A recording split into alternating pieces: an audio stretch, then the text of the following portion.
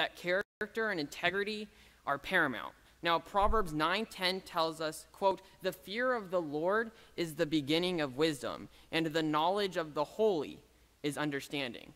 Time and time again, my parents would tell me that education and book smarts without godly character mean nothing. Now, my homeschool day always started with the Bible, and for that I am truly grateful. The incorporation of the Bible into nearly every aspect of my daily studies, along with the godly example set forth by my parents, all of this strengthened and reinforced by what I have learned here at Liberty Baptist Church over the past several years has helped me tremendously to grow in my love for Christ and strengthen my heart's desire to serve him. A threefold cord is not quickly broken. But being homeschooled also taught me responsibility in a way that I don't believe any other form of education could have. Because first of all, when your mom is your teacher, you get away with absolutely nothing. Now, but besides that, also, I believe that homeschool also gave me a lot of responsibility because when you're homeschooled, you don't typically have the 7 or so hours of uninterrupted education every single day. For me, a typical day looked sprinkled with chores. It also looked like I was helping Carter with his math, and yes, even changing diapers. Now, but through it all, despite all of this, I know I developed a closeness with my brothers and sister, and I believe I truly know and love them deeper than any other form of education would have allowed for, just due to all of the time that I was able to spend with them on a daily basis. For this, I'm very grateful. But I'm also grateful that my homeschool education gave me the opportunity to be able to pursue the passion that God has placed in my heart. I pray that for politics and debate. I pray that one day God will use me to make a difference for him in this arena. Being homeschooled allowed me to work at my own pace. No, that did not mean going slower. That meant that I had to work harder in order to be able to spend more than several hours on debate prep and also going to the many tournaments that I have attended over the past 4 years. The memories and the friends that I have made through the NCFCA are priceless.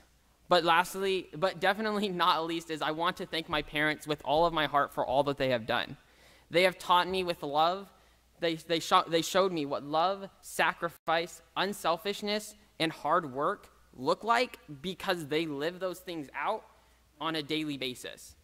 Dad, you used all of your time off, all of your leave to take me to so many speech and debate tournaments over the past 4 years. And you showed me that you believed in me. You also set such a godly example. And to be honest, I don't think I know anyone who works harder than you do. And Mom, you put up with so much. Over the past 18 years, you showed me what unconditional love is despite all of the stuff that you had to put up with. Now, you taught me what it means to always put God first and to always do my best, even in penmanship. And you see, you poured yourself into giving me the best education day after day, and you taught me what unselfishness and sacrifice looked like because you lived that every single day. And I love you very much for that. And I wanted to close by again saying how special and unique homeschool is and how grateful I am to have had the opportunity to be homeschooled. And also that the Castillos have been such true friends over the past 11 years. I wouldn't trade those long days at the river or the many afternoons that we spent at Castroville Park. And yes, even the many homeschool programs with all of the practices that we all looked forward to despite what you might think. The reason that we looked forward to these practices was because of the fact that when we knew that when that practice was over, if we booked it to the back, we knew that we were out of your sight and you might go to that fellowship hall and talk for hours on end. And so we knew that we could play the rest of the day. You see, we enjoyed all of this so much and all the friendship that we've been able to share with you guys, and I wouldn't trade that for the world. And David gave roses as he came down the aisle, and at this time, I would like to present the roses to my mom and also to Mrs. Castillo, just as a small thank you for all that they have done over the past several years. Thank you so much.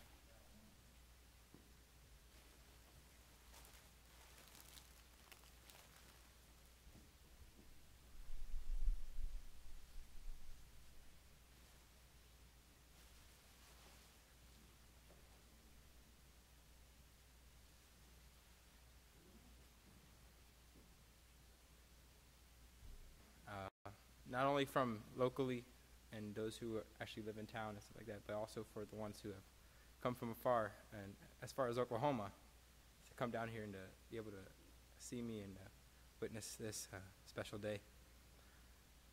And then what I'd like to do is, through this, in this speech, or what I want to do is, I want to talk about a few things, give some thanks to a few special people that are very influential in my life, and just say a few words. First of all, that even though a lot of you have had a special impact in my life, and I'm very thankful for that. You've taught me a lot. There's a lot of people in this room who have taught me so much, and you may even be sitting there and you may be thinking to yourself that I really never did all I could, or I really never did everything and said everything I possibly could to him, said everything I possibly, gave him examples after examples of what not to do, what to do. You may be sitting there thinking that, but don't think that, because you meant whatever you said, even if it was little things here and there, you meant the world to me. Even if you don't think that you actually had an influence in my life, you did. And then I want to say that any learning and training that I got from not only my mom and dad, from Brother Block, Brother Nichols, they don't end here. You may think that you have done all you can for not only me and for Devin. You may think that this is it. We're now graduating, that's all you could have taught us. But that's not the truth either.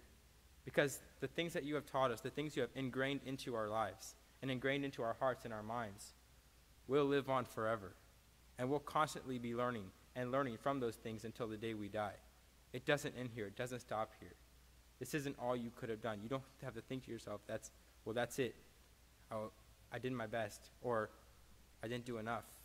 You don't have to think that, because that learning and that training that you gave us will last for eternity. Not only till we die, but also till we get to heaven. All that training will last. Liberty Baptist Church will always be home for me. This is the place I grew up. I have never been a member of any other church. So this is my home church, and for all members of Liberty Baptist Church, thank you. Thank you for your impact in my life. The Bible talks about, Paul talks about in Romans, he talks about a heart of thanksgiving and a heart of gratitude, a mind that's thankful for things. And that's what I want to do, is through this next couple minutes, I want to thank everybody. Just thank you for everything that you've done. But not only that, prayerfully and hopefully thank you all with my life. And in the future, that I do not let you down. Prayerfully, for everything that you've taught me, everything that y'all showed me, through not only your example, but also your words, your kindness, your acts. I want to be able to thank you with my life, with what I do, and not be ashamed to you, but be an actual encouragement and a blessing that God is still real, and the blood still works, and old-fashioned religion is not dead. I don't want to be one who goes and has the example of someone who makes it another wayside, another has been, another was. I don't want to be one of those. I want to be someone who that you can count on, you can say, that keeps you going. Someone that you can look to and say, because of him I can go on. And I can keep teaching other people about this. Now I just wanted to give a special thanks to my mom and dad for the investment and sacrifices they made throughout my life. And with God as my hope, I will not fail you. Thank you, Mom, for everything. Mom, for everything you've done for me. Not only it doesn't just stop at school. It doesn't even stop at living a Christian life. It's just the love you showed to me through all these years, the 13 years of my life that I went through school, and even the speeches the lectures that you give me about maybe finishing school at 27 years old. Thank you for all that, and being able to push me to my limit, push me my hardest, so that I could one day finish, not only high school, but finish at the end and be able to get to heaven, and one day the Lord look at me and say, well done, thou good and faithful servant. It's all because of her. And my dad, too, living a perfect example. Of course, he's not a perfect human, but he was the perfect example to me of how a Christian, not only a dad, but a father, a man, someone I can look up to, someone who I can appreciate, and then a little down the road be able to look back and say, well, he did this. Look, I need to do the same thing. I can't fall by the wayside.